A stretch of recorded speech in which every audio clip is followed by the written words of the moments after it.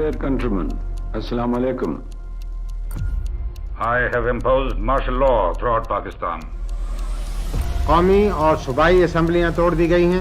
Remain calm and support your armed forces in the re-establishment of order. یہ ساری ڈسرپشنز جو تھیں، خاص طور پہ جنرل ضیاء الحق کا ایوب خان، یہ 10-11 سال چلی ہیں. دے ور ہیوج ڈسرپشنز. تو اس وجہ سے ہمارے ہاں سسٹم گرو نہیں کر سکا. جیسے آپ ایک پودا لگائیں اور کچھ عرصے کے بعد اس کو آپ جڑ سے کھینچیں اور دیکھیں کہ کتنا گرو کر گیا ہے، اور پھر اس کو آپ دوبارہ لگا دیں. تو یہ اس طرح تو پودا گرو نہیں کرتا. فوج یہ سمجھتی ہے کہ ہم اس ملک کے مسائل کو حل کر سکتے ہیں. یہ بالکل غلط بات ہے. وہ اس کے لیے ٹرینڈ نہیں ہوتے، کبھی بھی وہ کامیاب نہیں ہوئے. جتنی دفعہ بھی وہ آئے ہیں، ملکی حالات کو پہلے سے زیادہ برے حالات میں چھوڑ کے گئے ہیں. ججز کو تو ووٹ چاہیے نہیں، بیوروکریٹس کو تو ووٹ چاہیے نہیں، جنرلز کو تو ووٹ چاہیے نہیں. واحد ایک عہدہ جس کے پیچھے عوام کا ووٹ براہ راست موجود ہے، ہم نے اسے تاریخ کے کٹہرے میں ایک مجرم بنا کے کھڑا کیا ہوا ہے، اور تاریخ کا اتنا حصہ وزیر اعظم موجود ہی نہیں ہے. آزادی کے 4 سال بعد ہی پاکستان میں جمہوریت کے اوپر پہلا حملہ کیا گیا، جس کو راولپنڈی کنسپیریسی کہا جاتا ہے. بہت کم لوگوں کو معلوم ہے کہ 1951 میں ہماری سول ملٹری بیوروکریسی نے اقتدار کے ایوانوں میں گھسنا شروع کر دیا. 1951 میں سازش ہوتی ہے، 1951-52 میں ہی صوبائی الیکشنز ہونے ہیں، اور اس کے نتائج بڑے مختلف آئے. مثلا جگتو فرنٹ جو ایسٹ پاکستان میں ہے، انہوں نے تو ایک طالب علم رہنما نے بیٹھ کے چیف منسٹر کو ہرا دیا تھا.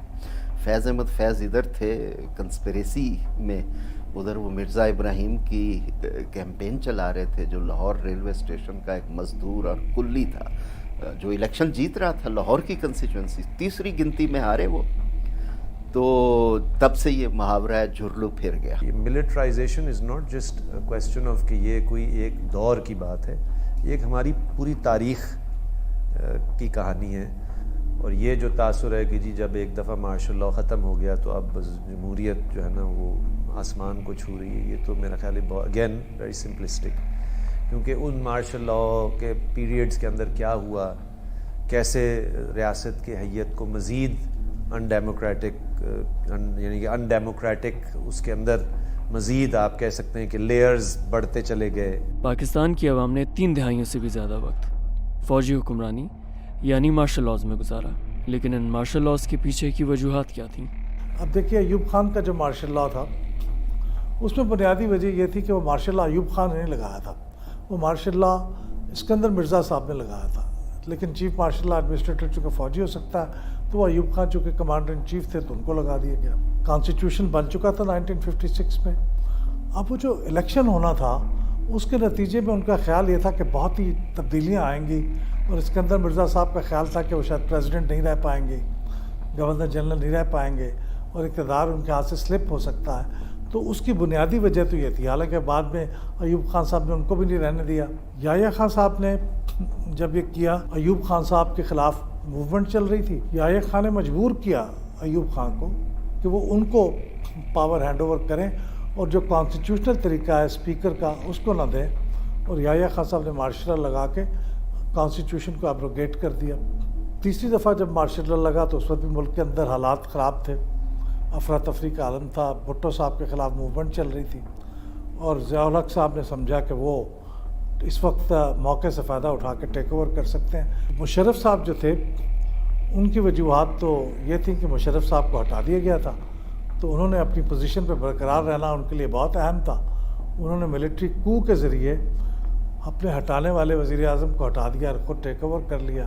تو یہ سب کی وجوہات ہیں، لیکن ان سب میں ایک کامن وجہ ہے کہ یہ قانون اور آئین کے خلاف ورزی تھی، اور اس کے نتیجے میں ملک پہلے سے بدتر حالات میں چلا گیا جب یہ فوجی گئے. 75 میں آزاد کشمیر پہ جو الیکشنز ہوئے، اس میں بھٹو صاحب نے کوشش کی کہ ان کی پارٹی جیتے، اور انہوں نے ریگنگ کروائی 75 میں. نتیجہ یہ ہوا کہ اپوزیشن پارٹیز پی این اے جو انہوں نے کہا کہ ہم نہیں مانتے یہ الیکشنز. اس کے بعد 12 اپریل کو جو پروونشل الیکشنز ہونے تھے، وہ کہتے ہیں ہم بائیکاٹ کرتے ہیں، ہم 12 اپریل کو پروونشل الیکشن میں حصہ نہیں لیں گے. 7 مارچ 1977 سے لے کے 4 جولائی 77 تک کتنا پیریڈ ہے؟